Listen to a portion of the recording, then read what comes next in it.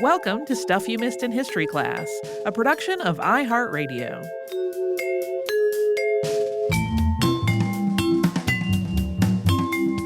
Hello and welcome to the podcast. I'm Holly Fry. And I'm Tracy V. Wilson. Hey, there's a new pope. There is. It was surprisingly fast, I felt. It was pretty darn quick. This pope is Leo XIV. That was his chosen name, and that was an interesting choice. The selection of the name that a person takes as pope is often an indicator of that pope's intentions. And as Pope Leo XIII was invoked in this new pope's choice of name, like specifically people speaking for the Vatican mentioned it in interviews, it seemed like as good a time as any to look at his life. Because there were a lot of like, here's what the Pope's name means. And it's like, well, Leo XIII actually had a pretty long run. So we're obviously not going to hit a lot of the minutia of his time as Pope here. And I want to just be very clear to level set. This is not intended to be any kind of religious scholarship with regards to the Catholic faith. We're looking at his biography and how he sought to find a way forward for the Catholic Church at a time when the world was rapidly changing and the Church was often at odds with those changes, which you could be said parallels what's going on now with Pope Leo XIV. Vincenzo Gioacchino Pecci was born on March 2nd, 1810, in the Carpenedo Romano municipality in Rome. This was during a period when the Papal States were occupied by the French. Napoleon had taken control of Italy in 1800, but then had agreed through the Concordat of 1801 to allow the Roman Catholic Church, and specifically the Pope, to retain control over the Papal States of Italy. The Concordat was not just about this. It also outlined ways in which the Catholic Church would be positioned in France, and it gave Napoleon a lot of power within the church. Yeah, we won't get into all of the shifting of how Italy once again regained control of the area, but the important thing here is that he was born in the Papal States and is considered today Italian. Vincenzo's parents were Domenico Lodovico Pecci, a colonel, and Anna Prosperi Busi, and Vincenzo was their sixth child. He went by his middle name, Gioacchino, so that is what we will use to refer to him going forward. His older siblings were Carlo, Anna Maria, Caterina, Giovanni Battista, and Giuseppe. I will say, if you look up his biography, because a pope becomes a global figure, you will see those names sometimes anglicized or written completely differently, but those are their Italian names. And when Gioacchino was born, Domenico was 41 and Anna was 37. They had been parents already for 16 years at that point. Carlo was 16 years old. And then another child, Fernando, was born 3 years after Gioacchino.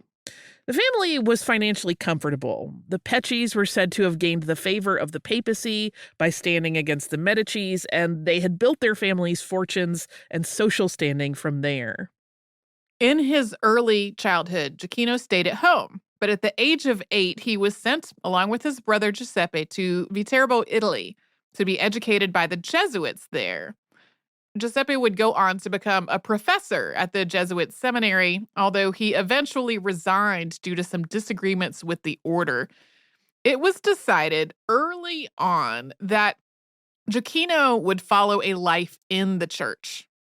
Yes, I read one biography that made it clear that that was something his mother had wanted from day one.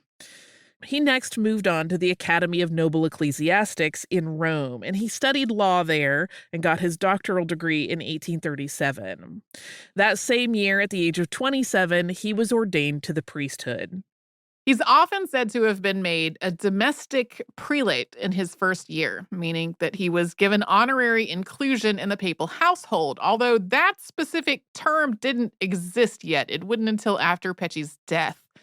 But he did have mentors and champions at very high levels of the Catholic Church, and his initial role as a priest was working in a diplomatic function for the Papal States. So it would make sense that he would have had access to the inner workings of the Vatican. He was made a delegate to Benevento just a year into his career with the church. That was essentially a governor position, and Benevento was in what was at the time the Papal States in the Kingdom of Naples. This was an appointment that came with some challenges. Benevento at the time was experiencing a large amount of crime that was being carried out largely by people in the employ of the landed gentry of Naples. Basically, they all had money and they were trying to get more, and they were willing to do illegal things to get it. There was also a lot of smuggling that went through the area, but Pecci was aggressive in reforming Benevento, and within just a few years, the subsidized crime problem there had dwindled to just about nothing. After Benevento, he was moved into the same position in Perugia. Although his title remained the same, this was considered a promotion since Perugia in Umbria was at a much more important spot in the hierarchy of the Papal States. It also had its share of problems, but once again, Pecci was able to get control of the situation in time for a visit from Pope Gregory the 16th, which earned him both accolades and the favor of the Pope. Gioacchino continued his rapid rise through the ranks of the church when he was promoted to the role of nuncio to Brussels. This was another diplomatic position of a very high rank, and it marked a point at which the young priest, just 6 years into his priesthood, was considered a career member of the Papal States government. He became an archbishop not long into his appointment in Belgium, where he spent the next 3 years. And those 3 years are considered very influential in the way Gioacchino Pecci viewed the role of the church in the modernizing world. King Leopold I of Belgium had started out on good terms with Pecci, but that shifted drastically. Unlike his predecessors in Brussels, Pecci did not manage the careful maneuvering required to maintain the delicate political balance of multiple factions that were attempting to assert power. In a dispute between the church and the monarch over education, Pecci sided with the local bishop, and in doing that, he soured his relationship with Leopold. Frustrated at not having the archbishop at his command, Leopold asked Rome to recall Pecci. The church did exactly that, sending him back to Perugia, this time as a bishop. While this move to Perugia early in his career had been a step up, in this instance, it was very clearly a step down. We will talk about the ways that Pecci fell under suspicion for his views after we first take a sponsor break.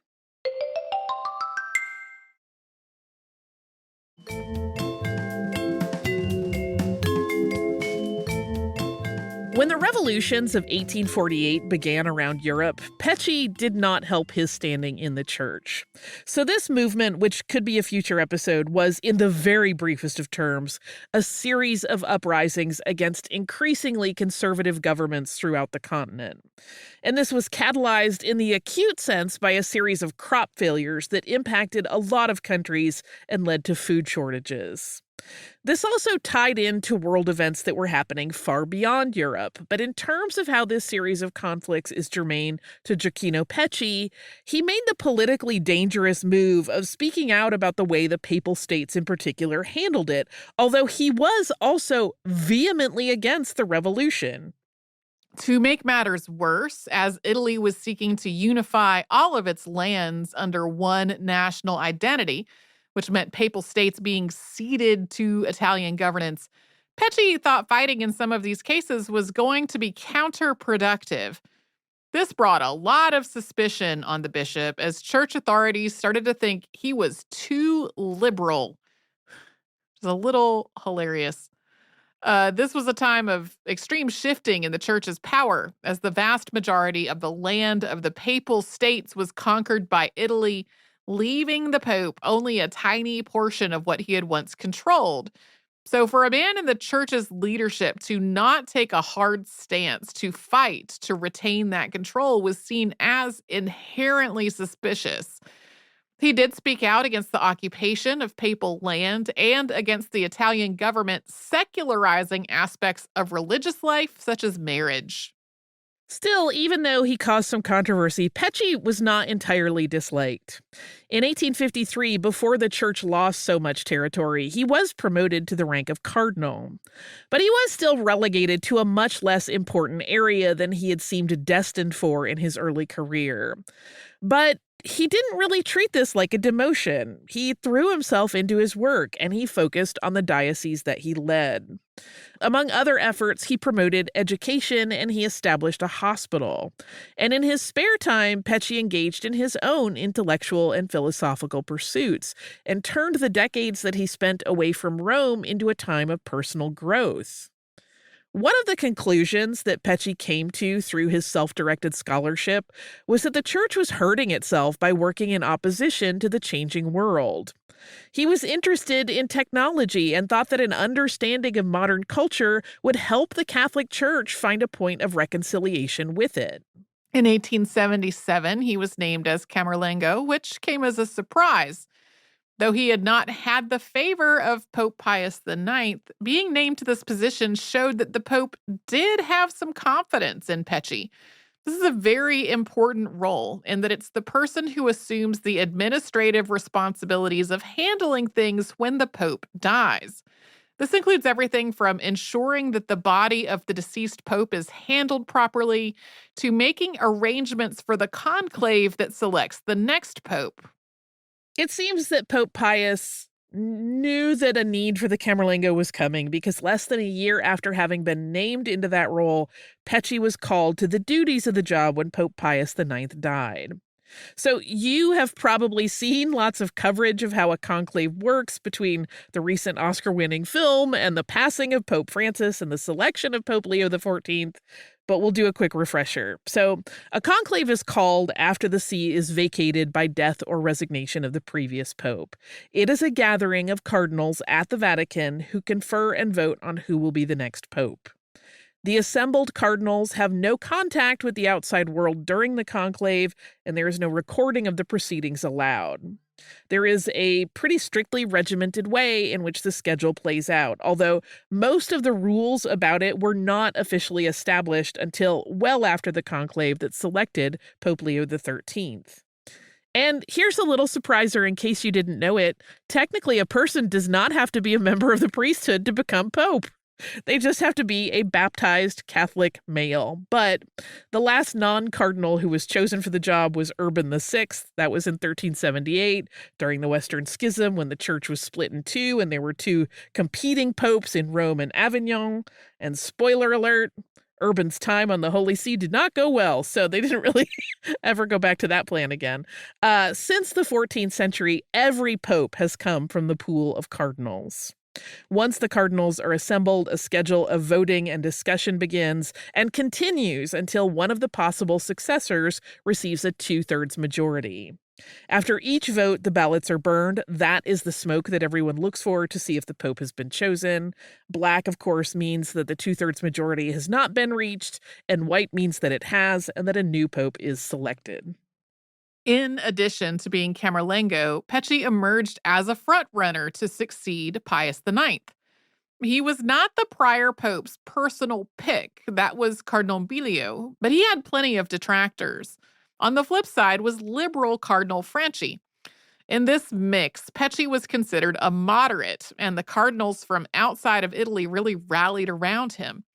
They noted that because he had been living outside of Rome for 3 decades at that point, he was unlikely to be burdened by any kinds of machinations or gossip or influence efforts that had been playing out at the Vatican. He also had really gained a lot of respect for having devoted himself to his work in Perugia. There was one major factor working against him, and that was that he had a long history of health problems.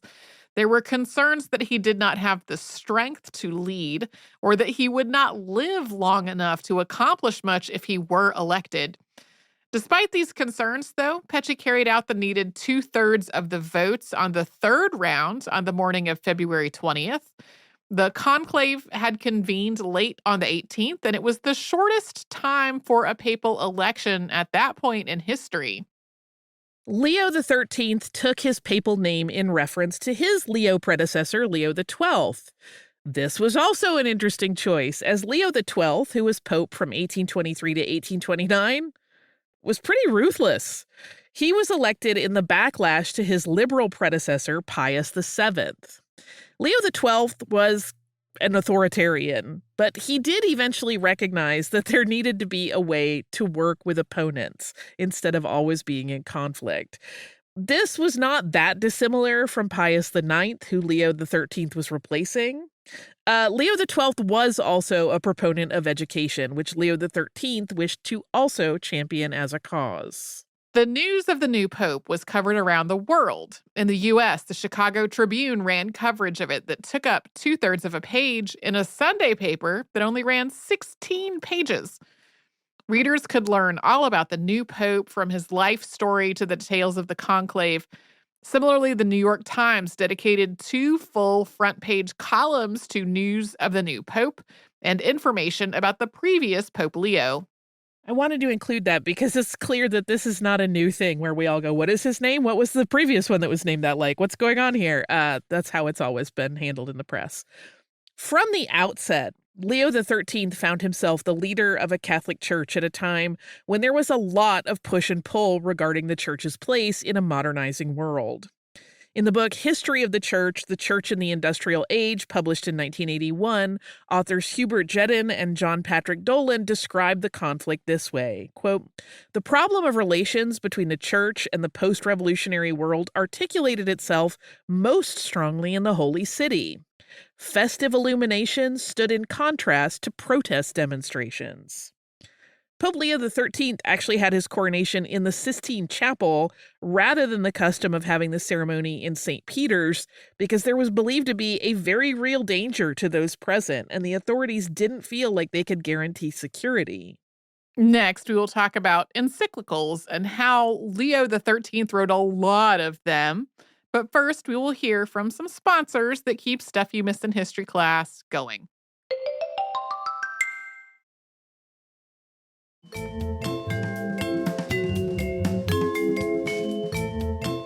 Throughout his time as Pope, Leo XIII became well known for the contents of his encyclical letters. So that just means letters that are sent to all of the Church's bishops, which often are about the Church's official position on a given topic or issue. The first encyclical was written in 1740 by Pope Benedict XIV. Not all popes write them. For example, Pope John Paul, who was pope briefly in 1978, did not write any. But most popes in the last century and change have written at least a couple of them. They have been favored by some popes because they create an official record, whereas personal letters would not. The recently deceased Pope Francis wrote just 4 of them, including one about climate change and conservation in 2015.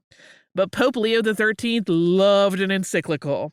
According to the Pew Research Center, as of 2015, so they wrote this right before that climate change encyclical from Francis, Leo XIII had written 90 encyclicals, which made up a full 1/3 of the total number issued by all popes. So he clearly saw this means of communication as a very effective tool. And so we're going to take a look at his papacy by talking about just a few of the key ones.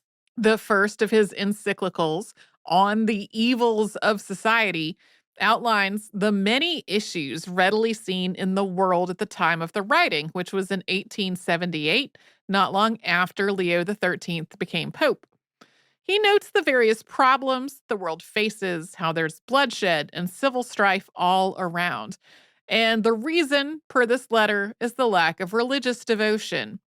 Leo wrote, quote, "Now the source of these evils lies chiefly, we are convinced, in this, that the holy and venerable authority of the Church, which in God's name rules mankind, upholding and defending all lawful authority, has been despised and set aside. The enemies of public order, being fully aware of this, have thought nothing better suited to destroy the foundations of society than to make an unflagging attack upon the Church of God, to bring her into discredit and odium by spreading infamous calumnies and accusing her of being opposed to genuine progress." As the 19th century came to a close, Pope Leo XIII chose to address what many perceived as a growing problem for the Catholic Church, and that was Americanism. This ideology, which actually remains controversial today, embraces the idea that social mores of the church need to change and adapt with the social changes of the world, rather than create a division or gap that could lose followers.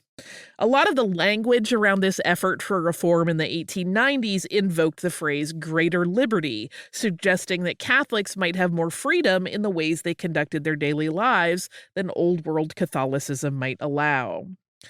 Leo XIII's response to Americanism was contained in his writing Testem Benevolentiae Nostrae. It was not favorable. This was a letter that is addressed to the Archbishop of Baltimore at the time, James Gibbons, but as an encyclical, copies were also sent to every bishop in the U.S. It's a long document, but in it, he sums up the issue. Quote, the underlying principle of these new opinions is that in order to more easily attract those who differ from her, the church should shape her teachings more in accord with the spirit of the age and relax some of her ancient severity and make some concessions to new opinions. Many think that these concessions should be made not only in regard to ways of living, but even in regard to doctrines which belong to the deposit of the faith.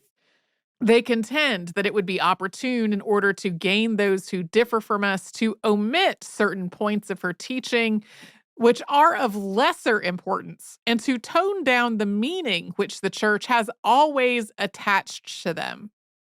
So Leo XIII makes the case that there is just no way that the church can soften any of its doctrines in the pursuit of more followers, stating, quote, let it be far from anyone's mind to suppress for any reason any doctrine that has been handed down. Such a policy would tend rather to separate Catholics from the church than to bring in those who differ. There is nothing closer to our heart than to have those who are separated from the fold of Christ return to it, but in no other way than the way pointed out by Christ. Toward the end, he flatly denounces Americanism. Quote, from the foregoing, it is manifest, beloved son, that we are not able to give approval to these views, which in their collective sense are called by some Americanism. If this is to be so understood, the doctrines which have been adverted to above are not only indicated but exalted. There can be no manner of doubt that our venerable brethren, the bishops of America, would be the first to repudiate and condemn it as being most injurious to themselves and to their country. For it would give rise to the suspicion that there are among you some who conceive and would have the church in America to be different from what it is in the rest of the world. So this was a hot button issue, and the reason this idea of some Catholics wanting to appeal to a wider range of followers had gained so much attention is tied to the loss of political power for the church. So starting in the late 18th century, Catholicism had started losing a lot of its political power. But as various countries changed their religious affiliations and as the papal states had been taken over by Italy, it became an increasing concern that the church was going to need to bolster its standing and its numbers somehow. And the church recognized well before Leo's time as pope that tying so much of their identity and power to being the national religion for various countries was only going to become problematic. And for some, that meant they needed to reform to gain numbers at the individual level in an effort to regain some of that lost dominance. But as Leo's letter indicated, the Holy See was not in agreement with that. There was also ongoing work on Leo's part to reconcile the ideas of the church with philosophy and science. As early as 1879, Leo was writing about this potential reconciliation, suggesting that philosophy could actually enhance faith. In an encyclical titled On the Restoration of Christian Philosophy, he wrote of science, quote, divine providence itself requires that in calling back the people to the paths of faith and salvation, advantage should be taken of human science also, an approved and wise practice, which history testifies was observed by the most illustrious fathers of the church. In that same encyclical, he wrote of philosophy, quote, in the first place, philosophy, if rightly made use of by the wise, in certain way tends to smooth and fortify the road to true faith, and to prepare the souls of its disciples for the fit reception of revelation. for which reason it is well called by ancient writers sometimes a stepping stone to the Christian faith, sometimes the prelude and help of Christianity, sometimes the gospel teacher. The writing of Leo XIII that has gotten the most attention recently is his work Rerum Novarum, which he wrote in May of 1891. So that name literally translates from the Latin to new things, but it has often been translated into English writing as revolutionary change.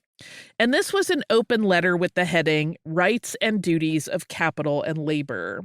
And this document opens with this paragraph, quote, that the spirit of revolutionary change, which has long been disturbing the nations of the world, should have passed beyond the sphere of politics and made its influence felt in the cognate sphere of practical economics is not surprising.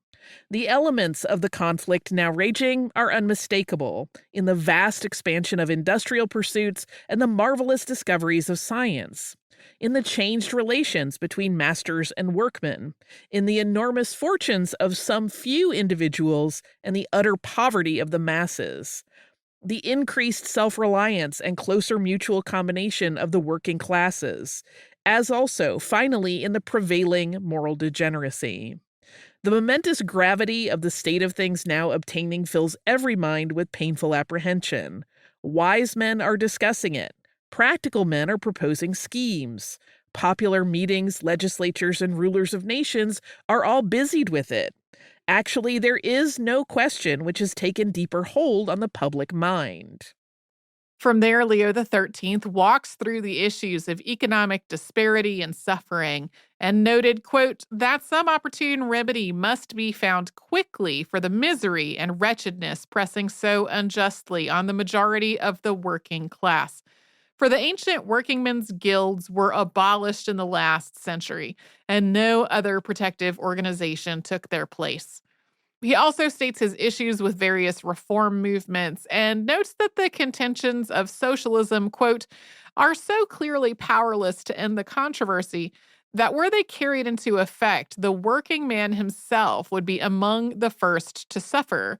They are, moreover, emphatically unjust, for they would rob the lawful possessor, distort the functions of the state, and create utter confusion in the community. But then he does make the case for labor unions, writing, quote, to sum up, then, we may lay it down as a general and lasting law that working men's associations should be so organized and governed as to furnish the best and most suitable means for attaining what is aimed at.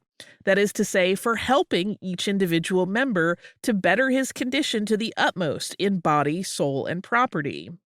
It is clear that they must pay special and chief attention to the duties of religion and morality, and that social betterment should have this chiefly in view. Otherwise, they would lose wholly their special character, and end by becoming little better than those societies which take no account whatever of religion. What advantage can it be to a working man to obtain by means of a society material well-being if he endangers his soul for lack of spiritual food? So the legacy of Pope Leo XIII isn't exactly as open-minded in all aspects of his philosophy as some accounts might make it seem. He didn't exactly make a lot of change within the church, although he certainly inherited it at a time when change was all around it. In a lot of ways, he was a staunch defender of the church's traditions, even when those traditions had lost their cultural relevancy in the eyes of a lot of Christians. But he was also a scholar, and he was able to view the world through that lens, which meant that he could be open-minded when seeking for a relationship between the church and a changing world. And he recognized that not everyone in the world was or ever would be Catholic. He was willing to develop relationships with non-Catholic and even non-Christian countries. And he was able to wield a great deal of political power because of his ability to connect with a wide range of leaders. In the early spring of 1903, Leo XIII's 25-year jubilee was celebrated, something that most people had never expected of a man that was perceived as being extremely frail when he first became pope. Pope Leo XIII died on July 20th, 1903. He had developed pneumonia earlier in the month and never recovered. As he neared the end of his life, he told the Secretary of Apostolic Briefs, Cardinal Mackey, quote, I am near the end. I do not know if all I have done has been good, but I have obeyed my conscience and our holy faith. In the book, History of the Church in the Industrial Age, which we mentioned earlier in this episode, there is a really great passage in the description of his time as Pope, which I think sums things up nicely. So that is where we will leave it. It is, quote, Pope Leo XIII led the Catholic Church into a world which had risen from revolution. With an attitude which can only adequately be termed optimistic, he attempted to reconcile an uncompromised tradition with the modern spirit. There we go. That is Pope Leo. We could talk about a lot behind the scenes. Give some listener mail. I do. This is listener mail that is in reference to our recent episode on the Meiji Shrine. It's from our listener Brian, who writes, Hello, Holly and Tracy. I have been a longtime listener, but I have never felt I could offer enough to write in. You know what? You don't have to ever feel like you owe us anything. If you just want to write and say, hey, people can. Don't feel obligated to have a thing. Brian writes, I am an Australian working in Japan as an English instructor and have a deep love for Japanese history and culture. The festivals are some of the most fun, chaotic events you will ever attend. Unfortunately, there has been a bit of poor behavior by tourists at shrines as of late, with one tourist carving their name into the Torii Gate at Meiji Shrine and others doing pull-ups on the gates at other shrines. The way I blanched when I first read this email. Brian continues, Holly, I actually live near where Star Wars Celebration was held and had many friends come to Japan for it, so I'm glad you had a great time. If you get a chance to come back, there is a district in Tokyo called Nippori, but it is also called Fabric Town. It has many shops selling fabric, buttons, buckles, and other things related to sewing, which I know is right up your alley. It is also where I work. Well, see you soon, Brian. He continues, I don't have my own pet, so I am including pictures of my nephew, Dmitri. He is a big Russian blue who loves chicken so much. He has taught himself how to undo cling wrap and even open cooler boxes. Eskies in Australia, love the work and the different views you provide. He also writes, P.S. Thank you for the message about working on the weekends, as I am one of those people that has to work weekends. This cat is so funny to me. There's one particular picture of the cat standing on the counter, rifling through the cupboard, and it fills my soul with bliss because I've had cats that do that, and they're terribly naughty, but I just adore it. Thank you so much, Brian. I'm horrified that people are misbehaving at shrines. As I said in our behind the scenes, and I think during the episode, I found that visit incredibly moving and really lovely. So it troubles me that people behave like jerks. Stop it. But thank you for writing us and sharing that. And also, I had heard whispers about Fabric Town, but I was scared. Oh, yeah? Because, listen, I did Russian nesting suitcases where I pack one suitcase and put it inside other suitcases. But even so, we were pushing the limit when we actually checked our bags and got on the flight. And I didn't want to make it any scarier. My bigger thing was not even the flight. It was the car ride from the hotel to the airport because there were 3 of us and we all had multiple things. Yeah.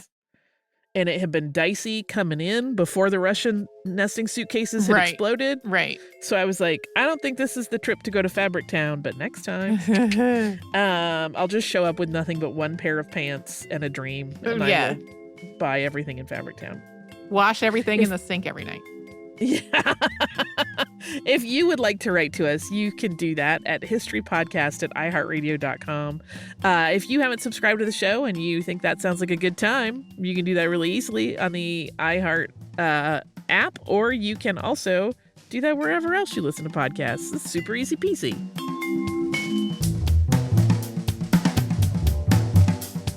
Stuff You Missed in History Class is a production of iHeartRadio. For more podcasts from iHeartRadio, visit the iHeartRadio app, Apple Podcasts, or wherever you listen to your favorite shows.